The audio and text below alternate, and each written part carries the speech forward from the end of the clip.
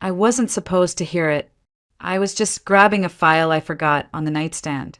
But then I froze in place, barefoot, still holding my car keys when I heard my husband say, "What if she files for divorce and disappears to Spain? We'll lose everything." And then his mother, the woman I'd spent 4 years of my life tiptoeing around, calmly replied, "That's why we need to make sure she's declared legally incompetent. I already spoke to someone. We'll put her somewhere quiet, sign the papers for her, and that inheritance becomes ours." My heart didn't just break. It crumbled, silently, completely. But I didn't cry. Not yet. I slipped out of the apartment like a ghost, still hearing their voices echoing behind me. But I guess this story doesn't begin in betrayal. Not really. To understand why I stood there frozen, not screaming or storming in, you have to know where I came from. You have to know what it's like to grow up believing you are disposable. When I was 8, my mother left. No explanation. One day, she kissed my cheek and said she had errands to run. She never came back. After that, everything fell apart. My father drank. Not just occasionally. He sank into it like it was a second home. He'd sit in the dark, whispering bitter things to himself, then shout them at me or my grandmother when he got angry enough. It was always our fault. Always. My grandmother, sweet and quiet, tried to hold things together. She'd stroke my hair and say, "It's not your fault, Natalie. You're a good girl. Your mother, your father, they're the broken ones." But even her voice couldn't drown out the crashes, the accusations, the long weeks when my dad would disappear on a bender and return with bruises and guilt that turned into rage. When I was 12, he drank himself into a hospital bed and never came out. So it was just me and Grandma. And somehow that was better. I gave up a lot to stay with her. College was supposed to be in the city, but we lived in a tiny village up north, and commuting was impossible. She couldn't be alone, not at her age. So I worked. I delivered mail. I made tea. I sat with her in the evenings and watched old movies from the 50s while she fell asleep in her armchair. It wasn't glamorous, but it was home. Then she passed, quietly, no warning. I was 20 and once again completely alone. I packed everything into 2 suitcases and moved to Lansing. I got into a tourism program, my childhood dream. Not because I'd traveled. I hadn't even left the state. But I wanted to know what the rest of the world looked like. I wanted to believe it was out there, waiting for me. I graduated with honors and got a job at a small travel agency, mostly booking trips to Florida, Mexico, and a few dusty brochures for Greece or Spain that no one ever chose. But then, one summer, my manager gave me a surprise bonus trip to Florida, just a few days off-season, to experience the product. That's where I met David. He was staying at the same hotel. Confident, warm smile, sharp blue eyes, a laugh that made you feel like you were the only person in the room. We had dinner once, then twice. We stayed up too late, shared too much, and promised to keep in touch when we returned home. We didn't just keep in touch. 3 months later, I was Mrs. Carter, and that was the last time I felt like I belonged to someone. Until the day I stood outside my bedroom door, listening to my husband and his mother plot how to erase me. David, and I didn't waste time. We got married at a little courthouse outside Lansing with just a few friends, no frills, no family. I didn't have anyone to invite, and his mother, well, she showed up in a beige suit and didn't smile once. At the time, I chalked it up to nerves. Or maybe grief his dad had passed years ago, and I assumed she was still carrying that weight. But I was wrong. That look on her face wasn't grief. It was disapproval, and I didn't even have to do anything to earn it. Just existing, just loving her son, was enough to offend her. After the wedding, I moved into David's apartment. Or rather, I moved into their home. Marjorie had her own room down the hall, decorated in florals and old porcelain dolls that watched you while you walked. The place smelled like lavender and lemon pledge, and I kept telling myself it was just temporary, that we'd find our own place once things settled. But temporary turned into months, then years. She didn't shout. She didn't curse. but she had a way of speaking with silence that cut deeper than any insult. If I cooked dinner, she'd pick at it with a fork like it offended her. If I cleaned the living room, she'd sigh and redo it 10 minutes later. If I bought new sheets for our bed, she'd ask if they were on sale at a thrift store. The worst part, David never saw it. He kept saying she just needs time, or that's just how she is, or she doesn't mean anything by it. But I knew better. Women like Marjorie didn't need to raise their voice. They ruled by making you feel small. I tried so hard in the beginning. I bought her gifts, remembered her birthdays, made her tea the way she liked. Black with lemon, no sugar. I even canceled a trip once because she had the flu and said she couldn't bear being alone. And for what? One night, I overheard her say to David, "There were decent girls in your circle, educated, with families. You had to bring home this stray." A stray. That word stayed with me. I asked David once, gently, if we could maybe look into getting our own place. Nothing fancy, just a little apartment where we could build something that felt like ours. He hesitated, then said, "I talked to Mom about that once. She got so upset she had chest pains. I can't risk that again." So that was it. Our marriage had a third wheel, and she was steering the whole car. I told myself it was okay, that I loved him enough to wait, that maybe one day he'd stand up for me the way I needed. But deep down, I knew better. Every time I looked at him, my David, the man who once held my face in his hands and said I was his whole world, I saw someone shrinking. Someone who loved comfort more than confrontation. Someone who would always choose peace over truth, even if it meant sacrificing me. Still, I stayed, because I didn't know where else to go. Because love makes you hold on long after it's safe. Because I'd survived worse, and a cold mother-in-law seemed like a small price for stability. Until the phone call, until the will, until everything changed. Until the moment I learned that someone who once abandoned me had also left me a way out. It was a Tuesday afternoon when my phone rang. I was standing by the kitchen window, watering the tiny basil plant I kept in a chipped mug. Marjorie was napping. David was still at work. The apartment was so quiet, I could hear the ticking of the old wall clock between each ring. "Hello." "Good afternoon. May I speak to Natalie Carter?" The voice said, formal, crisp, unfamiliar. "This is she. My name is Greg Franklin. I'm a probate attorney with Franklin and Hall in Lansing. I'm calling regarding a matter of inheritance." For a second, I thought it was a scam. Inheritance. I repeated, "There must be a mistake. I don't have any family." "That's why we'd prefer to speak in person," he said. "Are you available to come into the office this week? We can explain everything then." I hesitated. "Can you at least tell me who it's from?" "I'm afraid I can't over the phone, ma'am. But I assure you it's legitimate, and you'll want to hear this in person."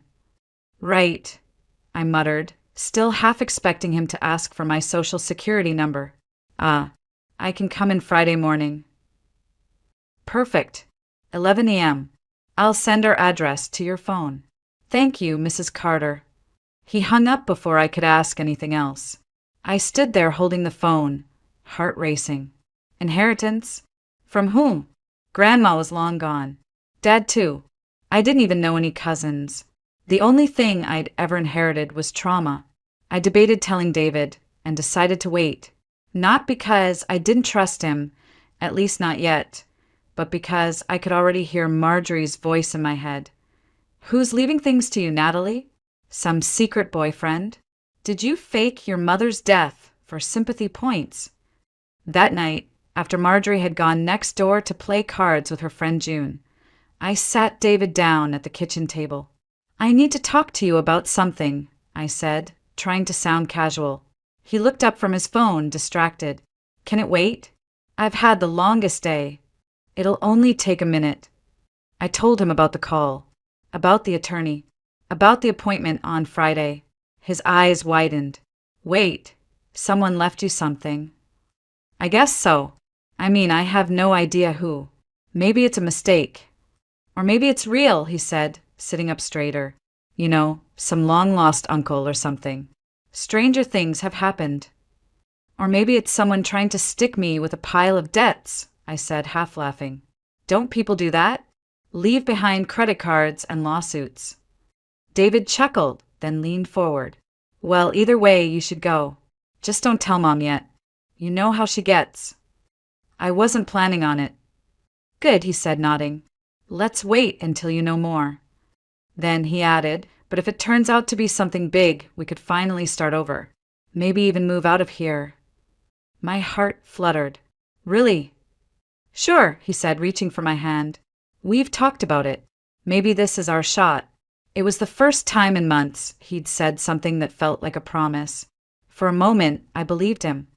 I had no idea that just 3 days later, I'd find out the truth about who left me that inheritance, and what it would cost me to accept it. Friday morning, the sky was overcast, and the whole city felt like it was holding its breath. I stood outside the law office for a full minute before walking in. My hands were cold. My stomach kept flipping. It felt like something irreversible was about to happen, and maybe it was. The building smelled like new carpet and strong coffee. A young assistant led me down a narrow hallway to a private office, where a man in his 40s stood up and smiled. Mrs. Carter? I'm Greg Franklin. Please have a seat. I sat across from him, clutching my purse in my lap like a shield. He didn't waste time. Are you familiar with a woman named Linda Whitaker? The name hit me like a punch to the chest. That name. I hadn't heard it aloud in 20 years. That's my biological mother, I said slowly. Why? Mr. Franklin studied me for a moment. I'm sorry to tell you this, but Ms. Whitaker passed away 3 weeks ago. She named you as the sole beneficiary of her estate. I didn't know what to feel. Grief? Anger? Shock? I hadn't seen or heard from her since I was 8 years old. She never sent a card, never called, not even once. She left you a letter, he added, reaching into a file and pulling out a sealed envelope. I'll step out so you can read it privately. When you're ready, we'll talk details. He left me alone with it. Just me and the envelope, heavy with words from a ghost. I held it for a long time. My fingers trembled. A part of me wanted to rip it in half. Another part needed to know what it said, needed to hear why. So I opened it, and the scent hit me first, expensive perfume, faint but familiar. Then came the handwriting, looping and elegant. My dearest Natalie, by the time you read this, I will be gone. I don't expect forgiveness. I only hope you'll understand why I left. I swallowed hard. I was young, foolish.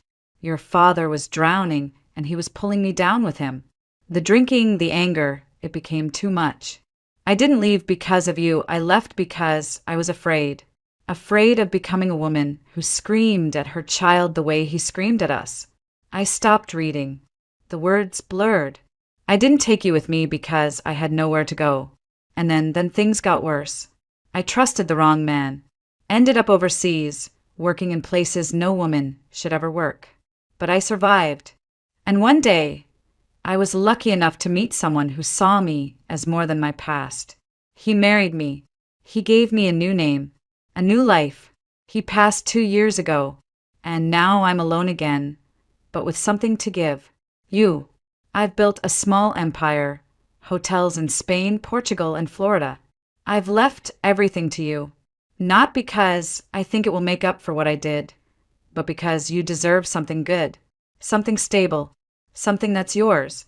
I was crying now, silently soaking the paper with guilt and rage, and something else. Something I didn't have a name for. I kept your photo with me all those years. Even when I had nothing, I kept you close. You gave me the strength to survive things I'll never be able to describe. I'm sorry. I'm so sorry. But more than anything, I love you. Always. Mom, I sat there for a long time, staring at her name. She'd called herself Mom. Not Linda. Not Ms. Whitaker. Just Mom. When Mr. Franklin returned, he didn't speak. He simply placed a glass of water in front of me and waited. Is it real? I whispered. All of it. He nodded. The properties, the accounts, the letter. Yes. You're now the legal owner of one of the most valuable boutique hotel chains in Europe. I laughed. Not because it was funny, because it was absurd. I work at a travel agency that barely sells package deals to Disney World, I said. He smiled gently. Not anymore. And just like that, everything I thought I knew about myself, about my mother, about my life, shifted. The strange thing about life-changing moments is that they rarely arrive with warning. Sometimes they come dressed as errands or accidents. Mine came disguised as a forgotten folder. I'd meant to go straight to the office after the meeting at the attorney's. But halfway there, I realized I'd left an important document on the nightstand. I debated whether it was worth turning back. I wish I hadn't. David's car wasn't in the driveway when I pulled up. That should have been a relief. I wanted time to breathe, to process. But when I walked up the stairs and reached the apartment door, I heard voices, familiar ones. I paused. The front door was cracked just enough for sound to drift through. Mom, we can't do that. That's insane, David was saying. His voice was low, tense. Marjorie's voice followed, cold and unbothered. Why not? What? You'd rather let her run off with millions while we sit here in this tiny apartment eating leftovers. This is our chance. There was a pause. Then David muttered, She's my wife. No, she's your obstacle. You think she's going to keep sharing once she realizes she doesn't need us? Please. She'll take the money and disappear to Europe, and you'll be stuck here with nothing. I don't care about the money, he said, but there was no conviction in it. Then care about your future, Marjorie snapped. You think she'll stay out of loyalty? She's already different. I saw it in her face when she walked in this morning. That girl is slipping away. I should have walked in right then, slammed the door, demanded answers, but I didn't move. I couldn't. Besides, Marjorie continued, her voice dropping to a chilling calm, I have a plan. What kind of plan? David asked warily. We declare her mentally unfit. There are medications, people I know. A few weeks of the right behavior, and we can get her committed. Just long enough for you to be granted power of attorney. David's silence was deafening. Finally, he whispered, You've really thought this through. I'm tired of scraping by, David, she hissed. I've lived my whole life watching other people get what I deserved. For once, I want comfort. I want luxury. And this is our only chance to have it. There was another pause.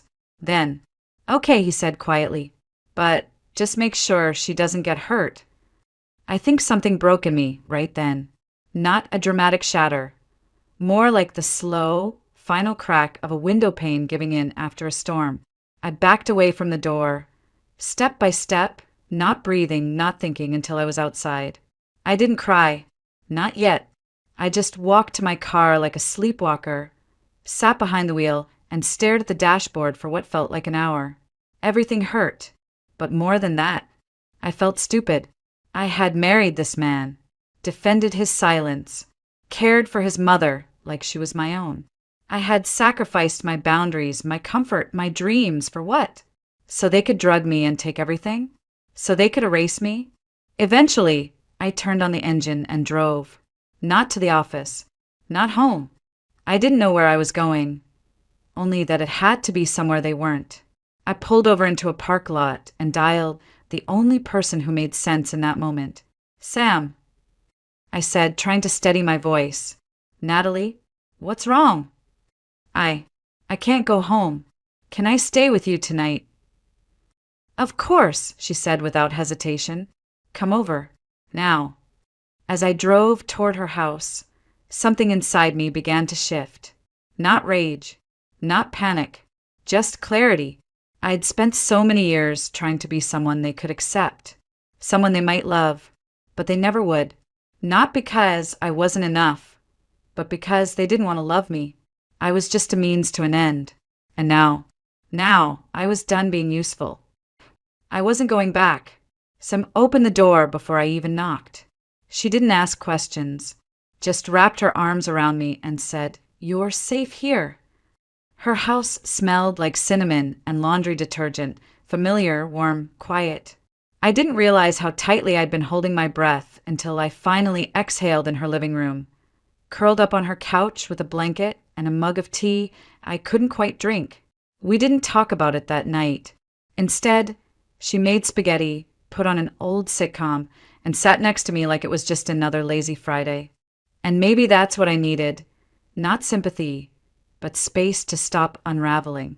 The next morning, I told her everything.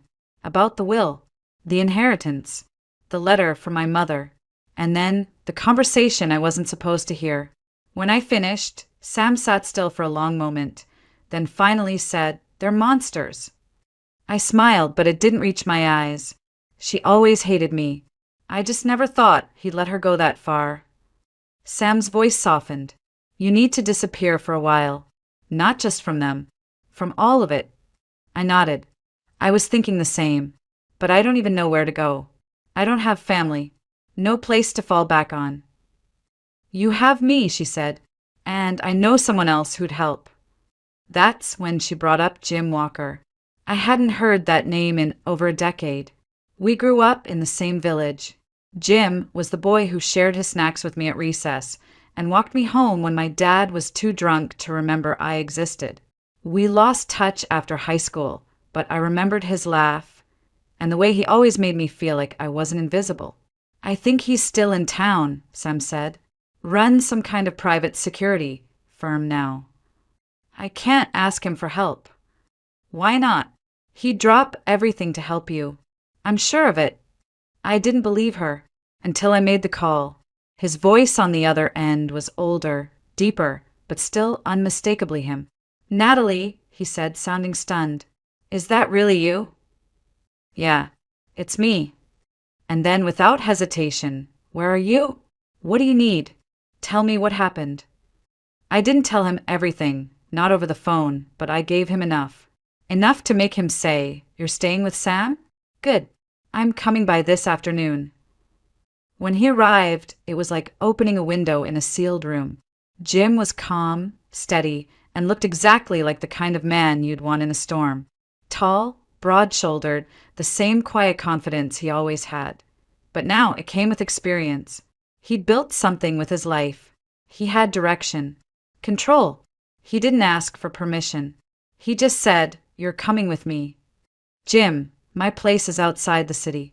Big house. Privacy. Security. I've got people I trust. You'll be safe." I should have hesitated. I should have said I needed time. But I didn't. Because when someone finally reaches for your hand without asking why you're drowning, you take it. I packed what little I had, hugged Sam so tight she squeaked, and left everything behind, including my name on the mailbox. Jim's house sat on a quiet stretch of road surrounded by pine trees and open sky. The moment I stepped inside, I felt something I hadn't felt in years, peace. It wasn't the size of the place or the way sunlight spilled across the hardwood floors. It was the silence. No creaking footsteps from another room. No passive-aggressive sighs. No one watching me with narrowed eyes. Just stillness and safety. Jim had already arranged everything. A guest room made up, groceries in the fridge, even a spare phone in case I needed to go completely off-grid.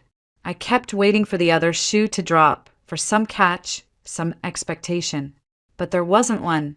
"I want you here," he said simply, standing in the doorway of the room that would be mine. "No strings.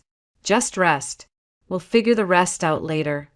He assigned one of his senior security guys, Kyle Henderson, to shadow me during the day. Kyle was ex-military, polite, professional, and, at first, quietly reassuring. But something shifted after the second day. He lingered longer in the hallway, asked more personal questions, called me Nat like we were old friends. At first, I thought I was imagining it. Then one evening, after Jim had stepped out, Kyle cornered me near the kitchen and said, "You know, people like Jim don't just help out of the goodness of their hearts. Guys like him, they always want something in return." I blinked. "Excuse me." "I'm just saying," he said with a smile that didn't reach his eyes. "You're not the only one with secrets." That night, I told Jim everything. He didn't hesitate. The next morning, Kyle was reassigned, quietly without drama. Jim never brought it up again, but I noticed he started driving me to work himself after that. Work, if you could call it that. I went back to the travel agency just to wrap things up, quietly give notice, and explain to my manager I'd be stepping down. I kept the story vague. Family changes, I said. She didn't press, but word travels fast. By the third day, David showed up outside the office. He was waiting by the door, looking pale and nervous. The moment he saw me, he rushed forward. "Natalie, please just talk to me."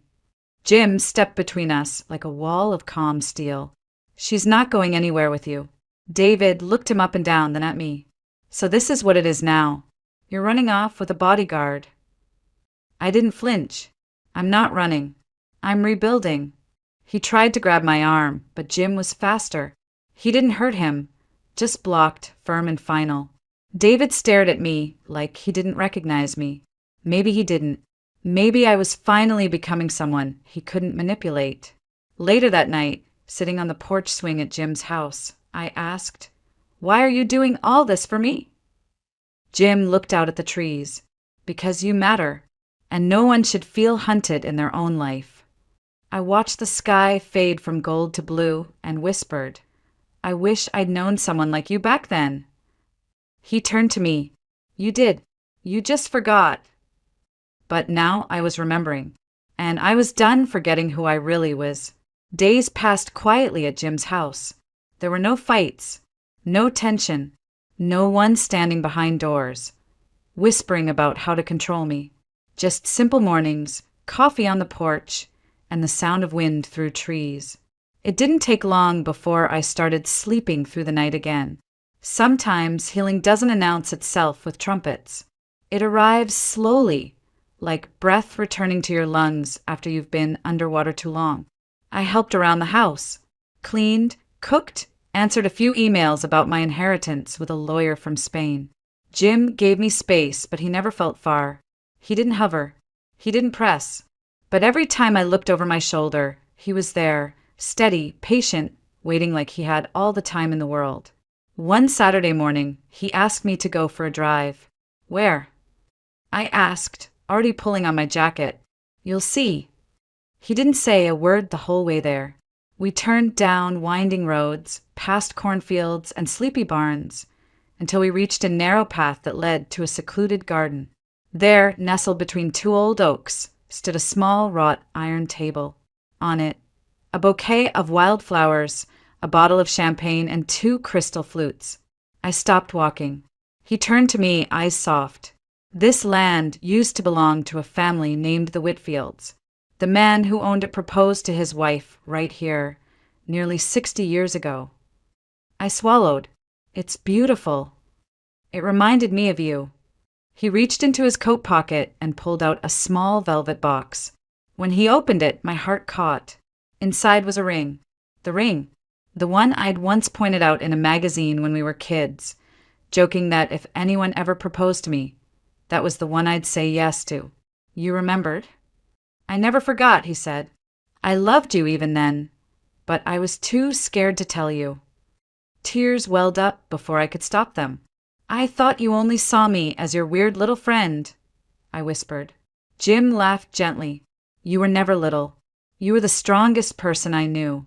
He took a breath, then knelt. "Natalie Carter, will you stay here with me? Not because you need to, not because you're running, but because you want to." I didn't even look at the ring again. I looked at him, at the man who never once made me feel like I had to prove I was worthy of love. And I said yes.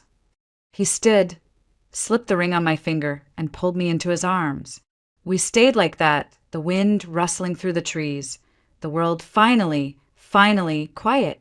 That night, we sat on the back porch with blankets around our shoulders and talked about the future. I told him I wanted to live simply, run things remotely, stay close to Sam, build something real, slow hours. I want to raise children who never have to recover from their childhood, I said. Jim squeezed my hand. Then we'll do just that. For the first time in my life, I wasn't surviving anymore. I was home. I waited a few more days. Not because I was unsure, but because I wanted to be calm when I said it. Then, one morning, I dialed David's number. He picked up on the second ring. Natalie. I'd like to finalize the divorce, I said. He didn't respond right away. I could hear him breathing. I thought maybe you'd change your mind. I didn't. So that's it, he asked, his voice sharp. You get rich, and suddenly I'm disposable. I laughed quietly. No, I was disposable long before I had anything. You just proved it. You're being dramatic, he snapped. I made a mistake, okay? I didn't actually do anything to you. You didn't have to, I said. Standing by while someone plans to destroy me is enough. There was silence. Then he said something I should have expected, but still made my skin crawl. What if something happens to you in Spain? A plane crash or something? Do you even have a will? I closed my eyes. Actually, I do now. And if anything ever happens to me, everything goes to charity. So no, David, you won't get a cent. You're really doing this, he muttered. Yes. Tomorrow. Local courthouse. Noon. I hung up before he could say anything else. The next day, he showed up, sullen, bitter, but on time. The paperwork took 20 minutes. I didn't cry. I didn't even look at him until the very end. I used to love you, you know, he said. I know, I replied. And maybe I used to love you too. But that version of me is gone. I walked out of the courthouse and into the sunlight. Jim was waiting in the car. When I opened the door, he didn't ask what happened. He just looked at me and smiled. You ready? I've never been more ready. Later that week, I went back to the apartment one last time to pick up the few things I still wanted. Marjorie wasn't there. The silence was suffocating but clean, like a room aired out after years of being sealed shut. I didn't take much. A box of letters from Grandma, a faded photo of me as a child. Nothing else was mine anymore. Back at Jim's, I sat on the porch and watched the sun dip below the trees. I placed a hand on my belly, felt the smallest flutter, and smiled. This child would never feel abandoned, would never be made to beg for love. They would grow up knowing the difference between loyalty and control, between family and possession. I promise, I whispered, you will never wonder if you're enough. Because I already did that for the both of us.